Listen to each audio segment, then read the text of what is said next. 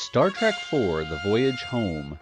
This is a Star Trek story of the old school with dashing Captain Kirk, logical Mr. Spock, and a crew who becomes so many memes that even people too young to know this generation of Starfleet officers probably know their catchphrases.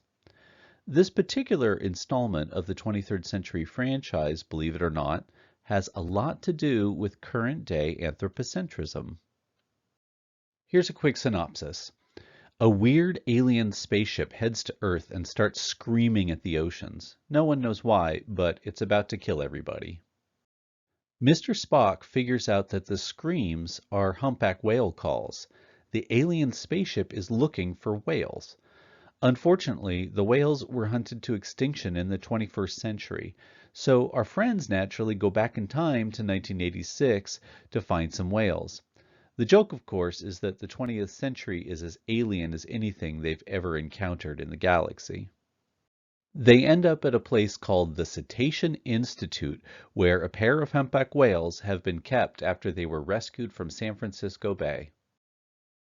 Mr. Spock has telepathic powers, so he can ask the whales if they're willing to risk a journey into the future to help save the future Earth. They voluntarily say yes. They also mention that the female of the pair is pregnant. The whale's keeper, Jillian, gets pretty mad that Spock was swimming in the whale tank. Here's a quick snippet. Oh, yeah. Maybe he's singing to that man. How did he get in there? What the hell? Excuse me, wait right here. All right, who the hell are you and what were you doing in there? Yeah, speak up, though. Attempting the hell to communicate. Communicate? Communicate what? You have no right to be here. You heard the lady. Admiral, if we were to assume that these whales are ours to do with as we please, we would be as guilty as those who caused their extinction. Okay. I don't know what this is all about, but I want you guys out of here right now or I call the cops. I assure you that won't be necessary. We're only trying to help. The hell you were, Buster. Your friend was messing up my tanks and messing up my whales. They like you very much, but they are not the hell your whales. I suppose they've told you that, huh? The hell they did. Right. Immediately the plot thickens. It turns out that the whales have to be released for their own safety. Here's Jillian talking to her boss. Bob is tearing me apart, okay? I know. I feel the same thing, but we're stuck between a rock and a hard place. We can't keep them here without risking their lives. We can't let them go without taking the same chance. I know. And besides, we're not talking about human beings here. It's never been proven their intelligence is in any way... Oh, come on, Bob. I don't know about you, but my compassion for someone is not limited to my estimate of their intelligence.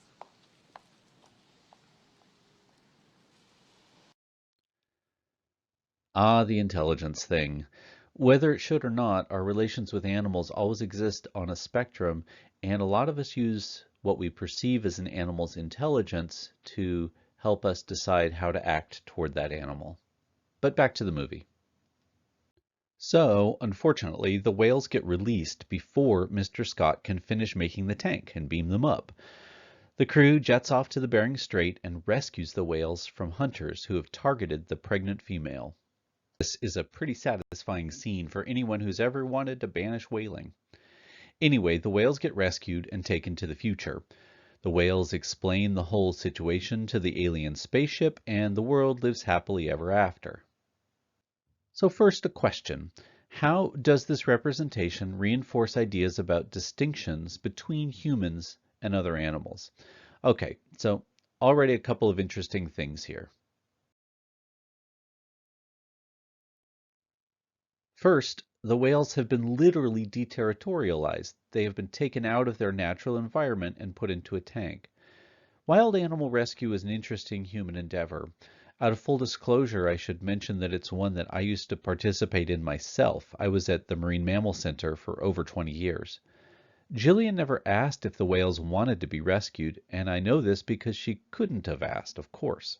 Humans presume that animals would prefer rescue, even at the expense of a lot of stress, pain, and the risk of becoming habituated or permanent captives. But Star Trek's whole thing is to present a utopian future. When the characters return to that future, the whales are no longer in tanks, but now shown leaping out of the water, living the way whales should live. There's a loose end here, of course, which is that a single pair of humpback whales could probably not repopulate the species without some serious intervention from humans, but generally moving from tank whale to ocean whale is presented as a positive change. So here's another question. What norms organizing relations between humans and other animals are reinforced in the movie? This is an interesting one because I think that there are three different norms, at least, presented in Star Trek IV. The first one is obvious. This norm says that we get to do whatever we want, even hunting species to extinction for economic gain. Animals are ours to do with as we please, to quote Mr. Spock. But there's something we shouldn't forget. Jillian, the rescuer, also kind of felt that whales' choices were hers to make. She even called them her whales. We could think of this as the compassionate shepherd norm of human-animal relations. Mr. Spock, on the other hand, positions whales as a critical part of a planetary system. When that one part was removed, the system lost its equilibrium, and that threatened all life on Earth. But it's important to point out that Mr. Spock values natural balance more than each animal. He doesn't say hunting is wrong, he says hunting to extinction is wrong. The rescued humpbacks are going to eat literally millions of 23rd century herring and 23rd century krill, and the Star Trek officers are to blame for that carnage. So we'll call Spock's position the pragmatic balance preserver. Strangely, to me, Star Trek seems to take a utopian viewpoint where we're moving from the position on the left, the compassionate shepherd, to the balance preserver. The idea, I think, is that patronizing compassion toward animals is a form of speciesism. Then again, if we really do treat all animals as moral equals, then it follows that we humans should feel justified in doing whatever other animals do, which frankly is to attack and eat each other all the time without any particular remorse. In the case of humans who have outcompeted every other species, the results have been disastrous, extinctions and over-extraction. Even self-interested humans are starting to realize that it's not going to work out so well for our species. My instinct then is to find a middle ground.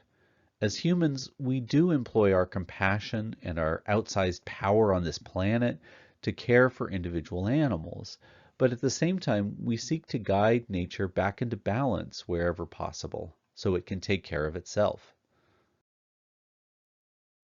So Star Trek IV does a creditable job exploring three approaches to human-animal relations.